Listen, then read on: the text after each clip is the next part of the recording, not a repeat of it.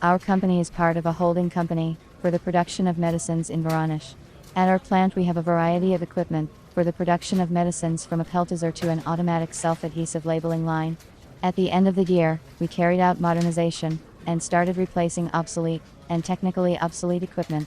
I have been working as a chief engineer for 20 years and know very well all the technological processes in the company. I chose new equipment to replace the technically unsuitable one on my own, coordinating it with the management before purchase.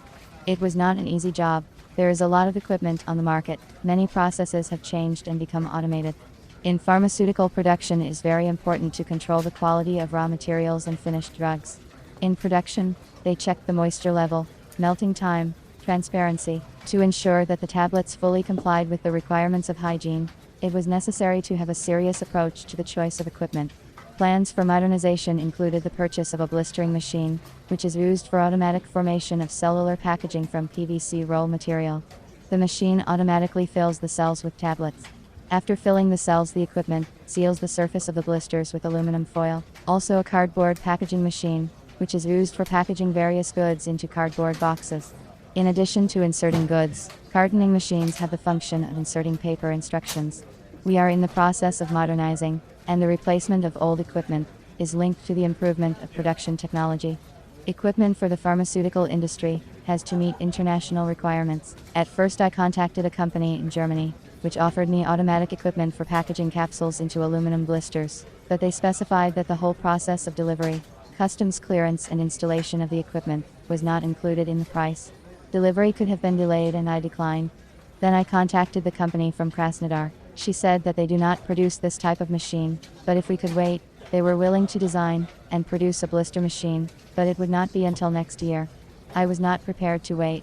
Since I could not find a manufacturer of automatic machinery for packaging tablets and capsules into PVC blisters, I decided to take a different route and consult with professionals who work in the pharmaceutical equipment supply industry and maybe suggest another machine option. I searched on the internet for an intermediary from Russia, because I once had a bad experience delivering equipment from a Chinese intermediary when a powder filling line was brought to us, but there were no installation documents or technical passport.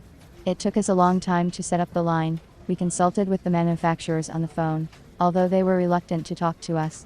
I chose 3 vendors online. I looked at the firm's time in the pharmaceutical supply market, the company's website, and the machine's delivery terms as criteria. All companies I phoned to make sure of the professionalism of managers. A specialist from one company said to wait for 5 minutes, but she never listened to me. I didn't like such attitude to the customer. The manager of another company from Kaliningrad talked to me politely, asked questions about the necessary performance equipment, the desired production time. After 5 days I got an email from them, 10 options for various blister machines, and an offer to make a choice on their own. I realized that they have no professional approach, and I will not help me in my search for equipment. The last, 3rd option of the intermediary from Moscow turned out to be successful for me. The manager, a man, talked to me like a professional. He asked me specific questions about the desired capacity of the blister and carton machine, told me about the terms of delivery.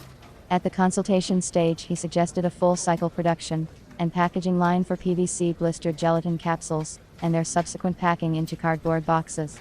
I quickly coordinated with the management of the enterprise this option of the machine. Within a week we concluded a contract for the supply of equipment. The specialist asked to send aluminum foil, PVC film for the formation of the blister, and the capsules themselves to test the equipment for the preparation of cardboard boxes. The manager informed me 2 weeks before the delivery about the degree of readiness of the machine. He sent a video demonstrating our machine. Cells for the capsules were formed from a roll of PVC film. The process was controlled by an LCD screen system. The PVC cells were sealed with aluminum foil coming from the roll.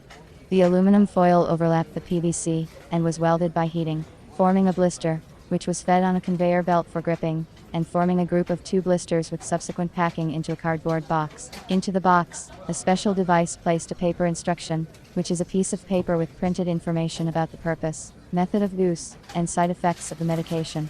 40 days after signing the contract, we received a full cycle production line and packaging of gelatin capsules in PVC blister. The manager provided the manufacturer's warranty, technical passport of the equipment, drawings and operating instructions. We made installation of the machine. The equipment was completely covered with transparent plastic shields to exclude external influence on the process. In the future, I plan to contact the manager of this company for the purchase of analytical equipment, which should be purchased for the production of the drug in gelatin capsules. I am sure that he will pick up quality equipment for me. Experience has shown that no matter how confident you are in your abilities, consulting a specialist will speed up the solution of the task at hand and free up time, which can be spent to your advantage.